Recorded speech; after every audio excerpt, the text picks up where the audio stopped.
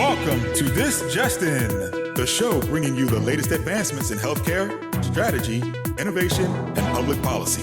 And now, for the fastest voice in healthcare, here's your host, Justin Barnes.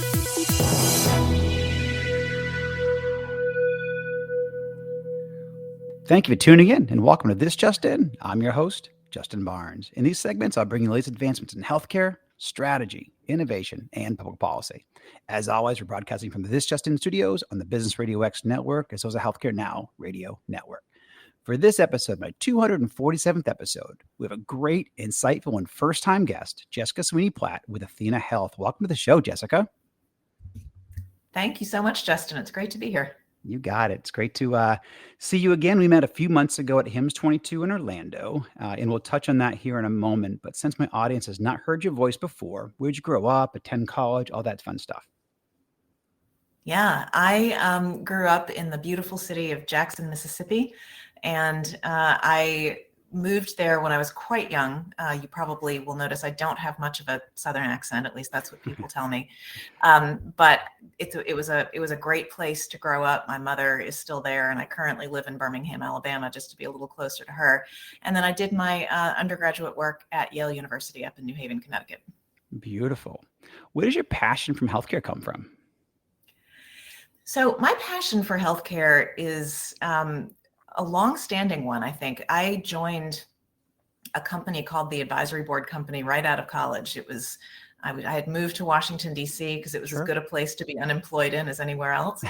And working for the advisory board in those early years of my career, and then again at a later stage in my career, made me realize just how important the investigation of and the transfer of best practice information was for a fully functional and effective healthcare system. So I got the bug early.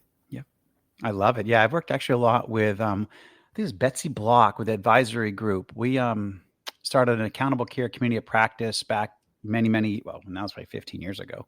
But I worked a lot with the advisory group, always for like a 2 or 3 year period. So a lot of wisdom, strategy. Yeah, great organization. Yeah, just a lot of really good sort of, wisdom of the crowd. It's a network. It's a network of executives and a network of organizations that are all really interested in and committed to sharing information. So I also really liked that attribute of it. Yep. Excellent. So tell us a little bit about your role at Athena, and then also, a little highlight of this research, and we'll certainly dive in. And we touched on that. The reason we're doing the show is because we touched on that great research at HIMSS annual conference, and you recently concluded it. So yeah, a little bit about your role in the research, and we'll kind of dive into some good questions there. Yeah, and in my humble opinion, I have the best job at athenaHealth. I lead a team called Research and Editorial Strategy, and I've essentially taken what I loved most about doing work, doing research in healthcare, and I've brought it to the technology sphere. Because what my work is all about is finding insights in athenaHealth data across the athenaHealth network, and really making sure that we surface those insights and that we get them out to as broad a cross-section of the industry as we possibly can. We want to make sure that our own customers have access to those insights, but we want to make sure that we are sharing insights with folks who aren't our customers too. And so we do original data science research on Athena 1 data, but we also do surveys like the one that we're going to be talking about today. Yeah. So and at first I love the position. I think that there's so much to be gleaned. You guys have obviously a very extensive user base and customer base, and certainly physicians and care providers. And so the research and the intelligence that you guys must have is just extremely valuable for us to learn from, but also for your customer base in general. But what did you find, I guess, at probably the highest point, the most intriguing from the research that you recently concluded? Yeah. So just for context, this was a survey that we fielded in the early part of this year. We did this in partnership with Harris Polls, and the respondents, I should probably be clear here, the respondents were not only athenaHealth customers. So these were physicians, about 743 physicians using a variety of different technology solutions. So just to kind of be clear about that. Yep.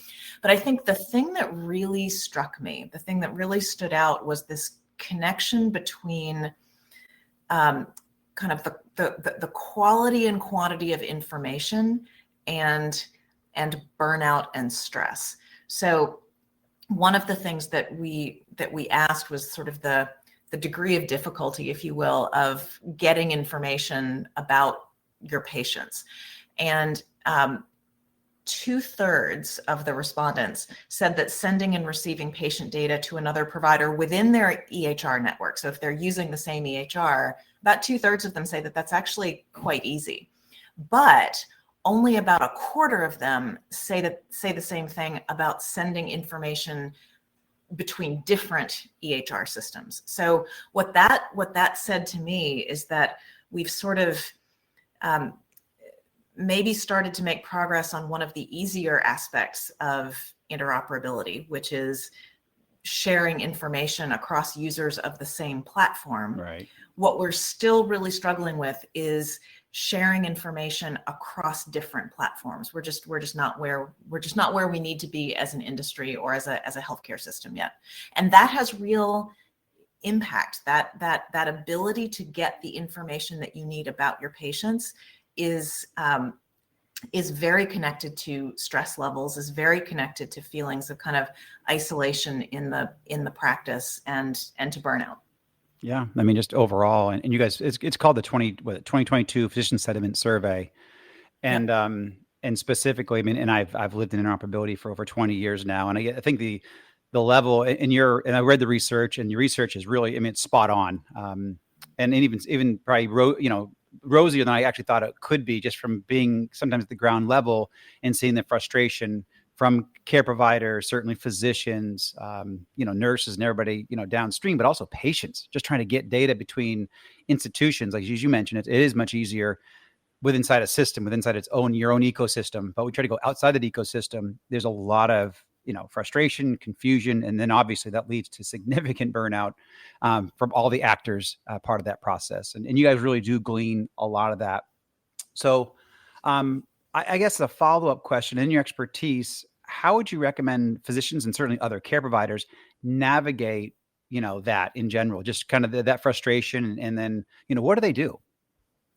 Yeah, I mean, it's a challenge, because I think that if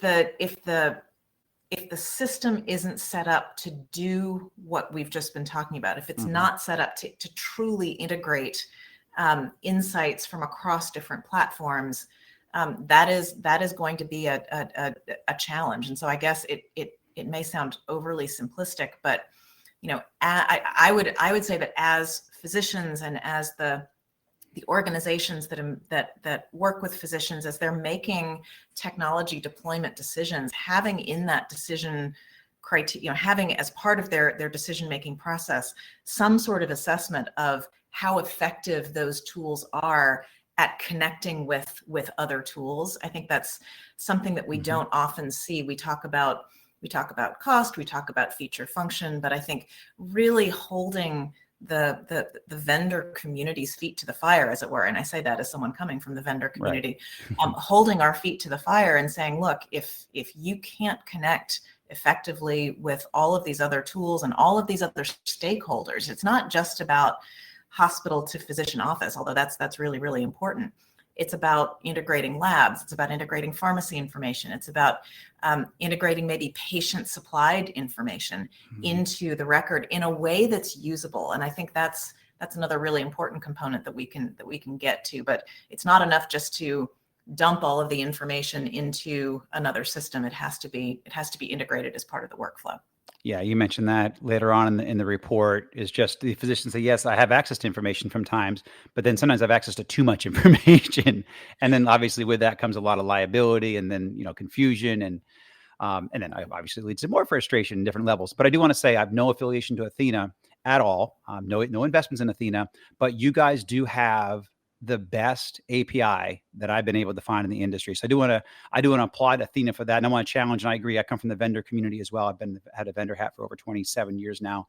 But how Athena enables interoperability, and your APIs, your robust API connections to, hundreds and hundreds of other players and actors in the industry, I do want to openly applaud because you guys enable interoperability. You reinforce it at the community level. You enforce it, at the national level, and so it makes a big difference. And so I completely agree. You have to go into that institution, that organization has to look strategically. What do they want to do? And I get how data has flown, in healthcare since 1994 when I started in the industry.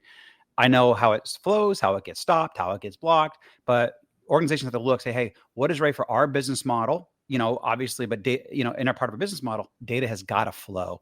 Patients need access to that information. Providers need access to that information. And then people, other actors, as you mentioned, labs and other ones need access to that information. So to really fuel that strategically from the highest levels on down is kind of where it starts. And obviously, I totally agree with holding vendors, feet to the fire.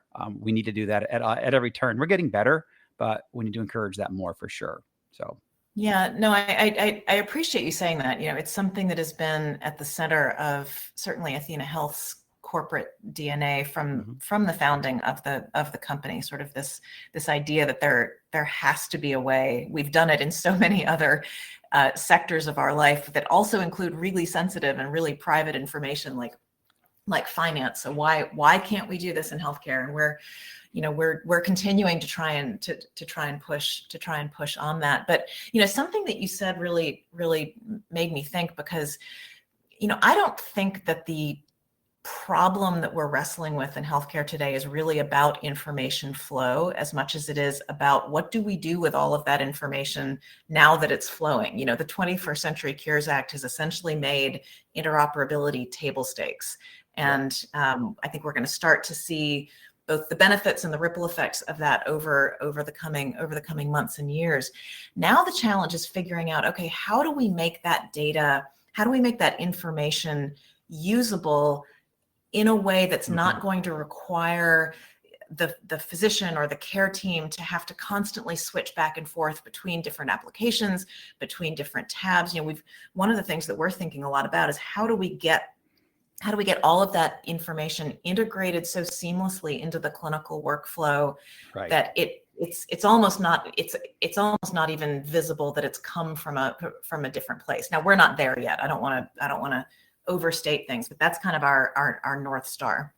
Well, even picking up on that a little bit, I do a lot of public speaking and then a lot of research, and I actually had Forrester on my show a couple of months ago, and they just talked about how all these niche products out there are really falling by the wayside, and you have to really have an integrated platform. And these niche products really came out during the COVID era and the COVID times because they're trying to solve one single problem. The problem is those products were not integrated into the care strategy. They were not integrated into the care flow of the physician, of the care providers in general, certainly inside their EHR. So that data is disparate, it's disjointed. You've added a lot of confusion into the care strategy overall of organizations, and you've created a lot of issues. And so now organizations are going back to, hey, I really need a fully integrated platform where data flows throughout.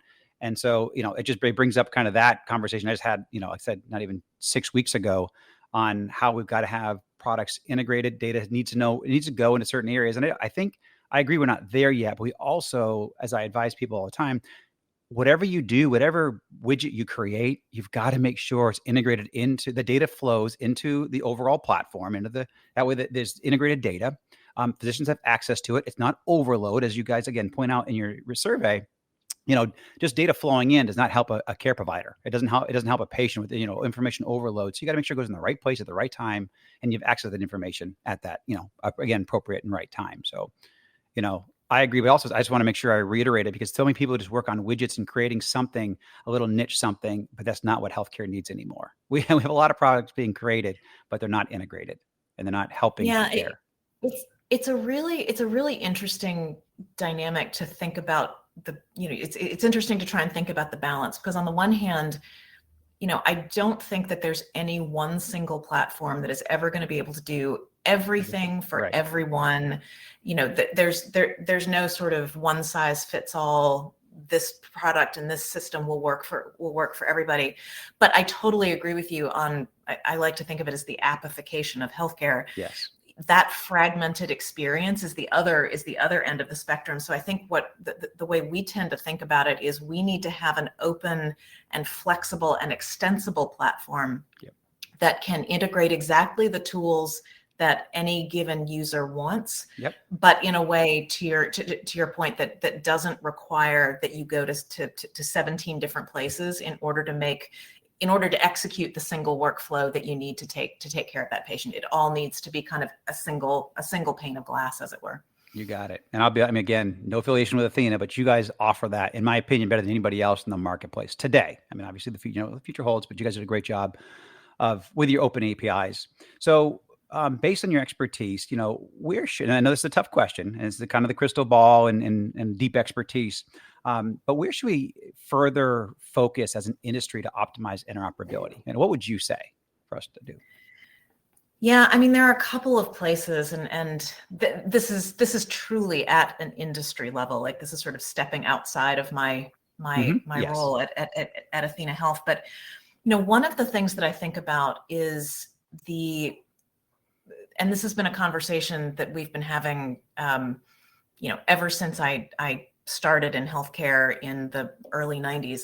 But as we think about the need to shift away from volume-based care, this thing that we have been talking about for decades, one of the things that stands in the way is alignment of incentives. Again, I'm not saying anything gobsmackingly brilliant by saying that, but specifically, I think the incentives between providers and their patients, as we start to see providers taking on more risk-based contracts, contracts with quality incentives and things like that, they're being held accountable for things that need to happen in partnership with patients. And there are all sorts of very real and very legitimate barriers to patients doing what they quote unquote need to do in order to be, and I hate this word, but it's the one that everybody uses, in order to be compliant, right? So if a physician is being held accountable for the percentage of their diabetic patients who get eye exams, but yet those patients don't have health plans or have health insurance that actually covers those eye exams, or if it falls into the deductible gap, like that's not an aligned system. And so it's going to be, that is one thing that I think it's interoperability in a very loose definition. But if we want to make all of these different pieces of the system work together, I think figuring out the incentives between patient coverage and physician payment is a huge one. I think it would be awesome, and I don't know how this would work, but if there were incentives that rewarded what I think of as experiential interoperability, right? Like, if there were ways of evaluating vendors publicly, public standards around the degree to which information is integrated into a system seamlessly and minimizes the amount of context switching that you have to do. I think that could be really interesting. I'm not a huge fan of increasing government regulations, but I think having some sort of market-based incentive for that kind of work would be really interesting. Yep. I think that's fascinating. I agree. And it goes back to, this is not a technical issue. This is the strategic issue around interoperability. I mean, we have a lot of the standards, we have a lot of the sticks, but we also, continue to create those carrots, those incentives. Absolutely. So completely agree. And for those that may have joined us a little late today, my special guest is Jessica Sweeney Platt with athenaHealth. So going back to the survey, your physician sentiment survey, what are your thoughts? This kind of stuck out to me. About 52% of physicians stating that they are not optimistic about the future of the U.S. healthcare system. I'd love your thoughts on that. Oh gosh, so many thoughts. It made me quite sad, but it also was not at all a surprise. We've been hearing for many years now that a too high proportion of physicians would not recommend the practice of medicine to their own children. Right. I think, the timing of this particular survey did not lend itself to a really, optimistic outlook. We're now entering year 3 of a global pandemic where we as a healthcare system and as a nation, frankly, have not done a great job at using the tools that we've been given. So, and physicians are on the front line of that, and they're having to pay the price in a very personal way for some of the decisions that we're making policy wise and as individuals. So, again, I at a macro level, it doesn't surprise me. I was encouraged by, some of the things that feel a little bit actionable that might help on that front. There was this sense that better connectivity, and I hate to keep bringing it back to this, but I do think it matters a lot, that better connectivity, better information, a more holistic story that these providers can access with a minimum of effort will actually help with that. I think some of this sense of frustration that I hear about from the physicians and the other care providers that I talk to is just that we've been talking about these things for so long and nothing seems to be different. It's still just as hard to get information about my patient from when they were traveling as it was 10 years ago. Mm-hmm. But I do think that there is real we're about to see kind of an explosion of adoption and an explosion of innovation on that front that's going to make it easier for physicians and care teams to be able to see that information with a minimum of effort. So those are my thoughts for whatever they're worth. So yeah, no, they're great. And I think further on, and you covered a little bit about this, and I think 40% of my listeners are CEOs and or policymakers on Capitol Hill. So I think the next step would be, do you have any strategies or best practices specifically that you would offer? Just say, hey, almost as a challenge to the industry to say, hey guys, if we work on, these areas, we can really improve physician sentiment. We can really bring a better quality of life to care providers in general, certainly physicians. What would you say there? And I just, one or two best practices or strategies.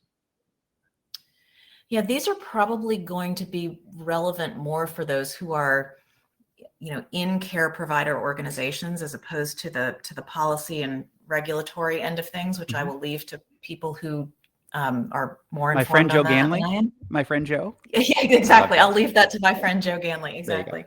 But I think that for those who are leading healthcare provider organizations, there are probably three really important things.